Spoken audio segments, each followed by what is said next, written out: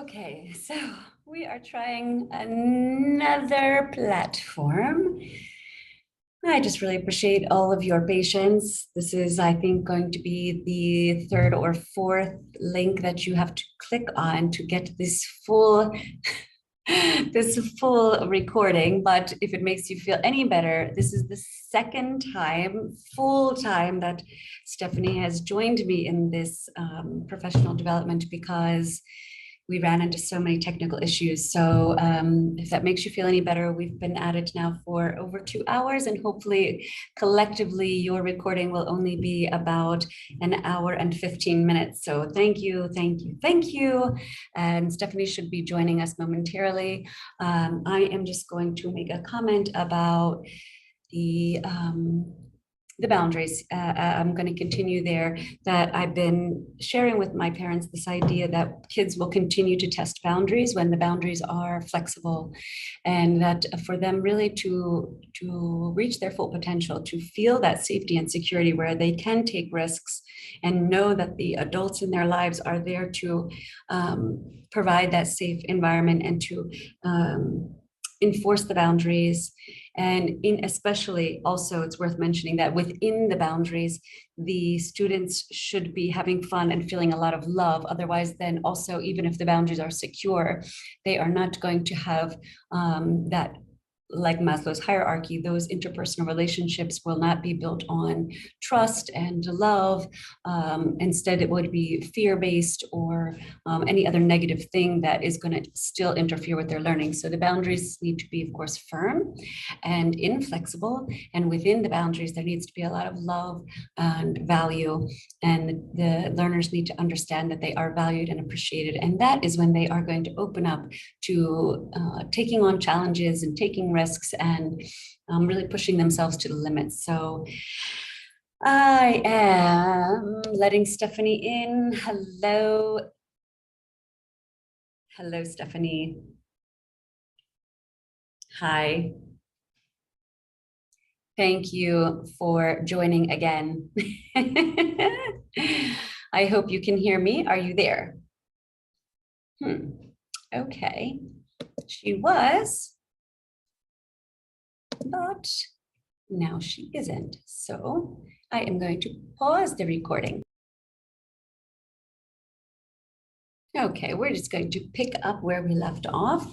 As I mentioned already, Stephanie and I have gone through this whole PD already together, so I know whenever she can jump back in, she will.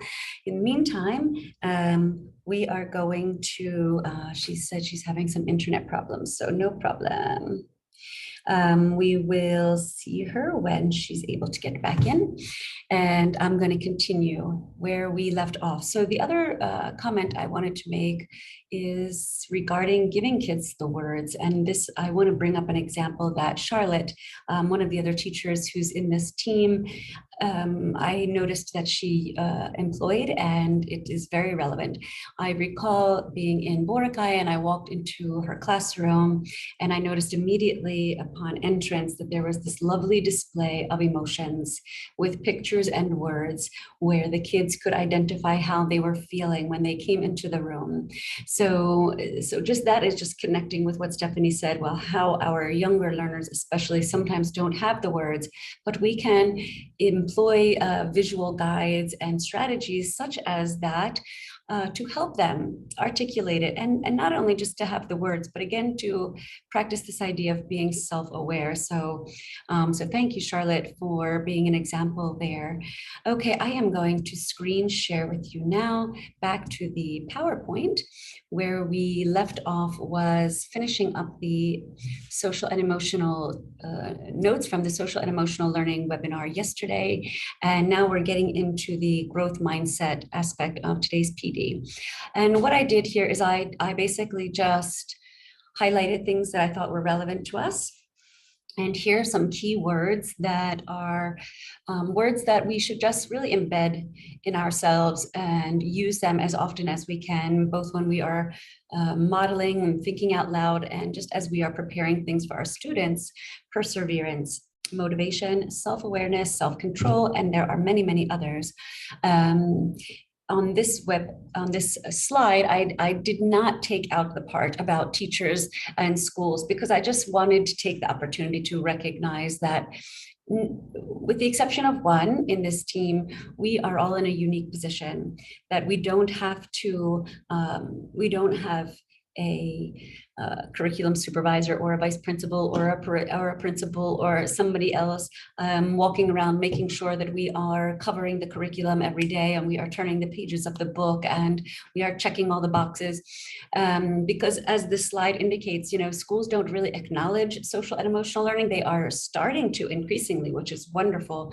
But given the amount of material teachers are expected to cover, I know it's going to be very challenging, but for us, we don't have that challenge. So I just want us to appreciate that and feel grateful for that we are in this unique situation, that we have small groups of students and we can take time to build not only the growth mindset, but their social and emotional skills, which are really, really closely linked. So moving to the next slide. So here, Stephanie and I earlier in our first recording with technical issues, already took an opportunity to share some experience here. Since she hasn't been able to join us yet, I'm going to just go ahead and share mine. And it's actually a current one. I'm in it right now. And it is one of my students this year.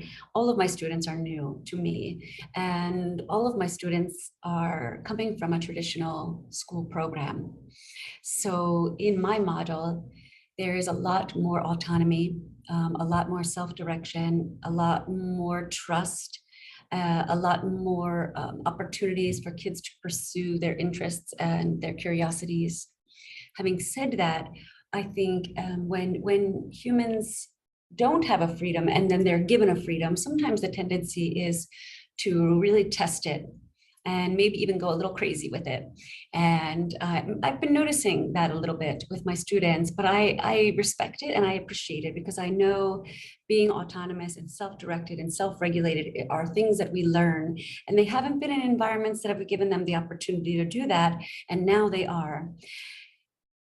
In this environment with my new students, I have a student who has been identified with some unique processing abilities and some unique learning abilities. So of course, all humans learn in unique ways and process in unique ways. But I know as educators, we recognize that there's ways that a majority of students can understand and process and articulate things.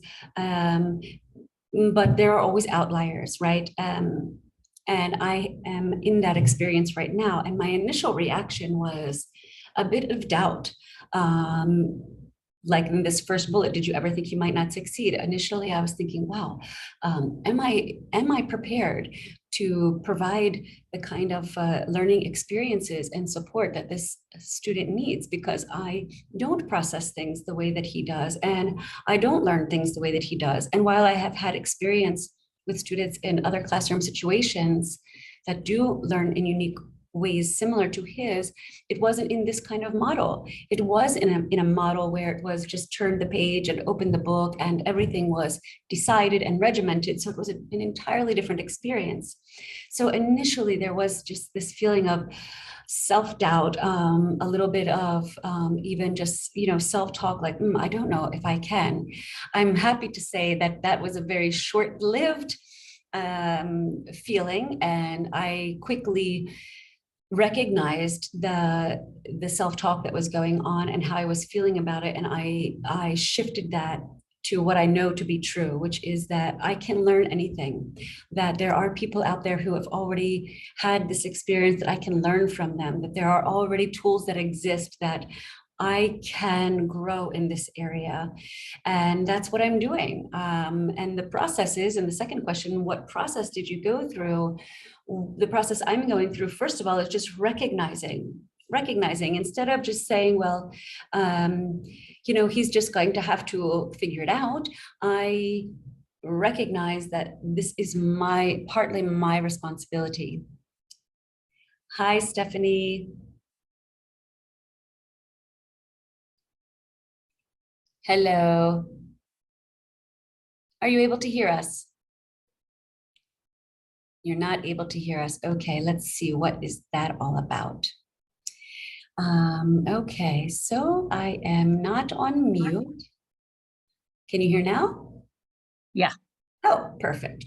So Stephanie, if you can see the slide that's up, this is the one that I've already shared with the audience, how you and I have covered this material together, but we had technical difficulty and you were kind enough to join me again. So I was just sharing my experience, and I am on the second question talking about the process that I am going through right now to help myself grow through this challenge of having a student with a unique processing style and a unique learning style that I'm unfamiliar with. So the process I'm going through is educating myself. I am attending webinars like the one yesterday. I am researching programs like the HEART program. I am communicating very regularly with the parents. I am practicing new strategies, and I am being reflective and evaluating the effectiveness of the things that I am trying. So, of course, also, just reading things and taking notes and learning from people like Carol Dweck. But that's the process I'm going through. And I am right now employing some new strategies like the one I described earlier, which is instead of trying to redirect this student's actions or behaviors right away. Instead, what I'm doing is listening and validating his opinion and his perspective, and being sensitive to when the right time is to help him see another perspective. So that's where I'm at. And Stephanie, since you were able to join us, thank you. Do you have any example that you would like to share with us about a challenge that you have gone through or are going through, and how you achieved that, how you succeeded through that? Well, ever since you introduced me to the growth mindset, I mean, it's been wonderful, and I have actually been learning from that and viewing things more of a challenge. And one of the things is, like, at times I have difficulty with one of my younger students, and I just keep on saying to myself, okay, keep trying. If it doesn't work one way, then try a different way. And I just look at it as a challenge. Whereas, before, as teachers, we get frustrated. We would always say, oh, I have this student. But now I look at it as a different perspective, with a different perspective. Okay, it's a challenge. Okay, what challenges are we going to have today? Or if it doesn't work one way, okay, let's see. I'm going to try a different way and see if this different way works. And you've given me lots of ideas today as well. So that's great. But thank you. You're right. As teachers, they tell us that we should become lifelong learners, but they don't tell us the process part about the growth mindset. They don't tell us they tell us with kids in the classroom, yeah, tell them that they should become lifelong learners, but then they do the opposite by telling kids, oh, you have to get this score on the map test, or you have to get this grade, or you have to, so it's the opposite. So if we want kids to become lifelong learners, it has to go hand in hand with the process, that mistakes are okay. Failures, no problem. We see them as a challenge. If it doesn't work one way, try a different way. And so I think that's where education now is lacking, that they don't give teachers the process, and they don't teach teachers that they should be teaching students the whole process of a growth mindset. Yeah, you're absolutely right. And we touched on that a little bit on the previous slide, just the idea that we are all in a unique position, that we don't have a curriculum per se to cover, that we don't have deadlines, that we're not responsible for giving our students grades. So we actually can take time to focus on the things that are really important and help them grow, help them learn, and help us learn and grow as well, these ways to cope with challenges and problems and strong emotions, et cetera, et cetera. So thank you for that feedback. You're absolutely right. I'm going to skip this slide. Is just talking about the difference between fixed and growth mindset. And I think we all really have a good understanding of that. And we're going to delve into it a little bit more in this one. So I highlighted a couple of points here that I thought were particularly relevant to us, to our group. One, this idea of the desire to look smart to avoid looking dumb. And I know we've talked about this at length, but you know, we as parents and as educators, we say things that we think are positive, like, oh, you're so smart, you're so good at math. And what we are doing really unconsciously is we are planting this idea in the child's head that they are smart or they are good in a particular area. And then what that translates to, unfortunately, for a lot of kids, I think, is then they become afraid to do anything that doesn't match that label. So if a child is told all the time, like, oh, you're so good at math, then maybe they don't want to take risks in science, or they don't want to go through a challenge in a presentation or a writing assignment because they think they are good at math and they don't want to not look smart. They have, up until that point, maybe they've received a lot of praise and recognition for looking smart, for achieving, you know, maybe high grades or high scores. And so then they have that fixed mindset, this is who I am, and they are afraid to put themselves in a position that is going to jeopardize people thinking that they are smart or they are good at something. And then versus the growth mindset learner, human, child or adult, they have a desire to learn even if it is challenging. And you can certainly talk about the point you made with Carol Dweck afterwards if you want, but it's related to this for sure. And that's what we want. We want kids to have a desire to learn. I know that we, so many times we've talked about things and I'm not sure how many of them are repeated now, but we, you know, kids are born with this natural desire to learn. They naturally learn how to feed themselves, how to walk, how to talk. Nobody sits them down and tells them. They just naturally have the desire. And then for reasons that we are all starting to surmise, as they get into traditional school programs, that desire is little by little crushed.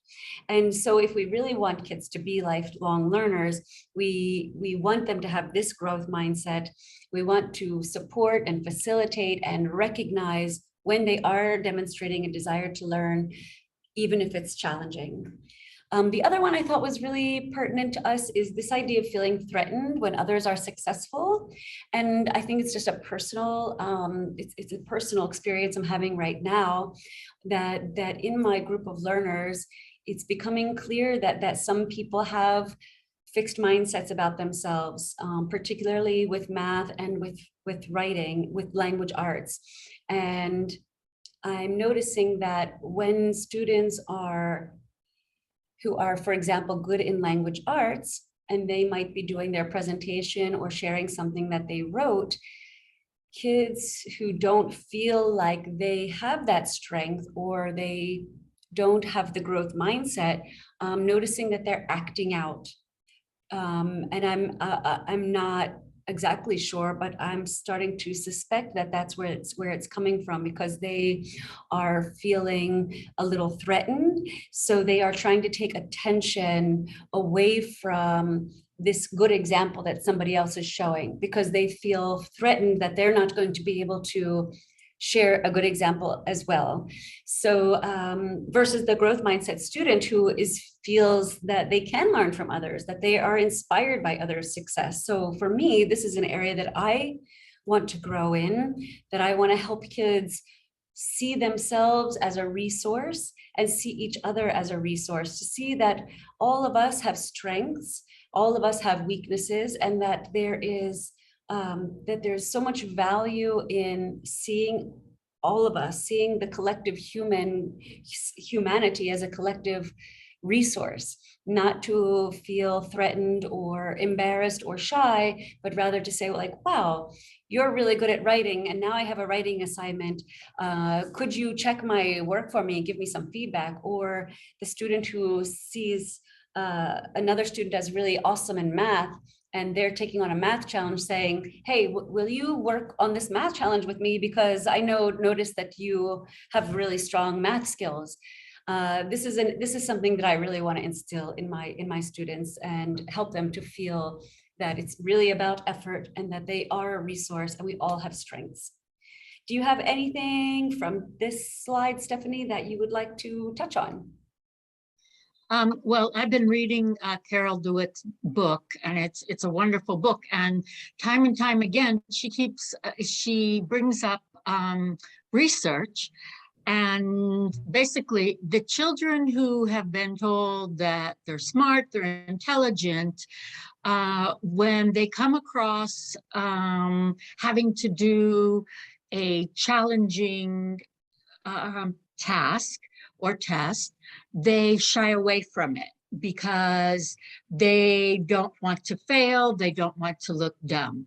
Whereas the kids with the growth mindset, they always look at challenges as something positive, because they understand that mistakes are okay and failure is an opportunity to learn. And with my students, I have started teaching them about, growth mindset, and they're very young. And I've started putting all of these phrases around the classroom, and this is the latest one that I'm going to put up for tomorrow. Challenges are great. Look for them. So they don't feel threatened by challenges.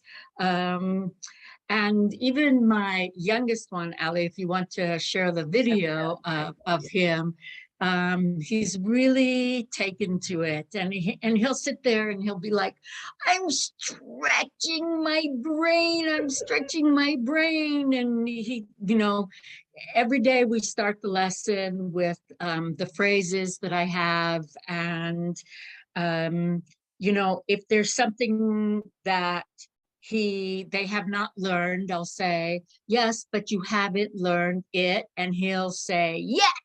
And then like the other day I said, yeah, you don't know it because you haven't learned it, and he'll go, yeah. And then I taught it to him, and he was like, now I know it, and he was so excited. He was very excited. Thank you so much for bringing up that word yet. That is really a big part of Carol Dweck's the message she tries to convey to educators is, yeah, that yet. And I think I shared that research too about the Chicago schools, how the kids don't get a failure mark anymore. Now they get whatever the standard is. It says hasn't met yet, and that those kids are seeing themselves in a process. And we talked a lot about that schools don't emphasize process, they emphasize product and results. And that those kids, now her research, I don't want to quote it because it's not fresh in my mind, but what it showed is that those kids went on to achieve at much greater rates, to improve their GPAs, et cetera, because they didn't receive a failing grade. They received a hasn't met yet. Here is the video that you're talking about, which is truly a commercial for a growth mindset. Here we go. Just say, I was doing hard work, but I was kept what? Trying. I am so proud of you that you did hard work and you kept trying. That's excellent. That's what we want. Oh my gosh, he was so cute. He was so cute. And then he just folded into my arms, and you can see him putting his head in my lap, and he loves this growth mindset. And the wonderful thing about it is he's only 3.5. I mean, wow. And he's a toddler. So look how wonderful it is that we can inculcate this this culture into a toddler, you know. And one of the other things I wanted to say, you know, where if you tell students they're smart, so many times I've heard, yeah, I've been told I'm smart all my life, and then I got to college and then I realized I'm not so smart. There are people who are a lot smarter than me. Yeah, that is a good point. You're right. You're right. And again, I know that people are well-meaning when they use words like that. They just haven't learned the impact. And that's what we're here to do as professionals. We are learning how to have a better impact on our students' lives. So we want to avoid all of that kind of stuff. And I personally have been, and I'm going to share some of these with you at the end, but been really enjoying, somebody has created lists of words and phrases that we can use instead of, because sometimes it's hard to just think, okay, wait, what's the right response here to help develop a growth mindset? But we'll get into that later. Let's see, I think we're going to maybe have time for one more. Growth mindset. Okay, so here's some of the studies, what the studies have been finding. And I can see that Carol Dweck's name is among the list there in the fine print. That kids with the growth, they are more motivated and engaged, even when the work is challenging. They're more likely to review and revise. They score better. They fail fewer classes, have higher GPAs, and are more likely to persist in high school and college. But again, I think this is obviously important, but I would like that. I prefer to look at it more as a life skill, not just about your high school or your GPA or what you're doing in college, but rather just in life, that we accept challenges as opportunities to learn, to recognize that that our minds are not fixed, that our intelligence is not fixed, that even plasticity of the brain, which was once thought to have a finite period of time, is now, the brain researchers are telling us now that plasticity exists throughout life. So for kids to understand that at a young age just empowers them far more than you or I were, because we grew up thinking, this is my IQ and this is what the cards I've been dealt, so this is what I have to deal with, versus understanding what we understand now, that it's not fixed, that we can grow, we can learn more, which is exciting. It's exciting to be a part of time, in this place in time where brain research can show us and prove to us essentially that things that we used to think about how we learn are antiquated, and we can be smarter. We can actually get smarter. I'm just going to jump to this slide quickly, because we should end, and I wanted to say here's a good place for us to talk about how to carry this into the next one. So it says, what can a teacher do? I know we can all read by ourselves, but if in our next PD we can address these particular questions, applying things in our own practice, thinking about dojo and thinking about displays. You already shared, thank you, about one of your displays, which is awesome. And what about words? And I have those sheets with the specific phrases. So how we can end now is just talk about, in the next time we meet, let's digest some of that material and let's apply some of the material. Let's share some more resources. The reason I actually brought up Dojo is for two reasons. One, to remind everybody that on Dojo, there are growth mindset videos. I think everybody knows that, but I just wanted to remind everyone. But the way I was thinking to bring it up today was more focused on that criteria. How can we phrase the criteria? How can we add criteria that does focus more on effort and on the social and emotional skills like self-regulating and being self-directed, etc., as opposed to when something is complete, giving ourselves the point for that. So let's think about that. I know I really need a lot of help in that. I'm ready to revamp my dojo for the next learning journey. This first learning journey was focused on setting up our school environment. And what I found is that the kids got very attached to the idea of the points, and that is an extrinsic motivator, right? My previous experience using Dojo in this learning model was much more tracking and reflection. The kids, of course, we always celebrated when we reached certain goals in our dojo points, but the kids were still focusing more on, let's look at what we did today, and let's look at ourselves in the dojo and see, are we being well-rounded, or are we focusing in a lot on one area versus another? But my current students are really looking at it more as this extrinsic thing. They just want the points. They want the points. They want the points. So I want to, for myself, look at how I can rephrase the criteria so that it's more focused on the growth mindset and our social and emotional learning. So if we can just think about that and bring that to our next meeting and display ideas. And again, the sheets I will share with you, and maybe if we just read through them and try to incorporate some of them into our dialogue, and then when we meet next time, we can talk about whether or not we've seen the impact.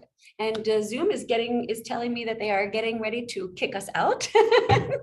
So thank you, Stephanie. Do you have any questions? Anything else you would like us to be prepared to talk about next time?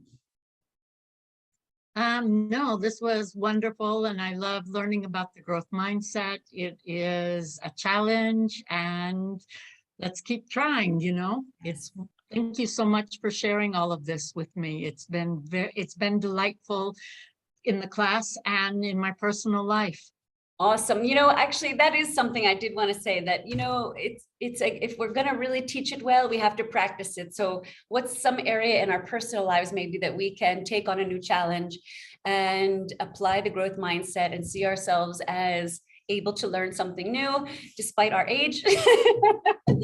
But we can get into that more next time. And thank you, Stephanie. You're always My pleasure. a wonderful person to bounce ideas around with, and your experiences in the classroom. You always seem to really take hold and apply things, and your results are the evidence of how well you're doing it. So thank you for that. I love your commercial, and I'm going to share that as well. But yeah, please look for all this information in your email. Okay, great. Thank you, Allie. Thank you. Bye-bye. Take care. Bye-bye. Bye.